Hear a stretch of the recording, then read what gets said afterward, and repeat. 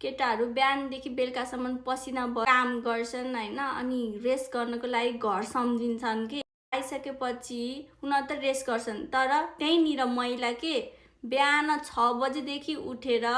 उसले खाना पकाउने अनि त्यसपछि अब बुढालाई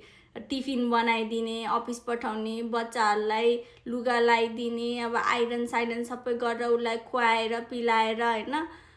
स्कुल पठाएर फेरि त्यहाँदेखि भाँडा बाँकी हुन्छ त्यो भाँडा माज्ने, लुगा धुने, रुम सफा गर्ने, घर सफा गर्ने, अब के सकिया छ के सकिया छैन त्यो किनमेल गर्न जाने होइन। यस्तो गर्दा गर्दै ऊ यति धेरै थाक्या हुन्छ कि फेरि बेलुका बच्चाहरू आयो, उनीहरूलाई खाजा खुवायो, फेरि भाँडा माझ्यो, फेरि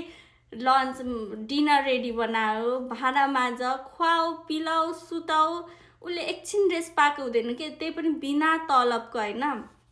त्यही पनि केटाहरूले कहिले एप्रिसिएटै गर्दैन के, ओहो मेरो बुढीले कति धेरै दुःख गरेछ, न त्यो परिवारले नै के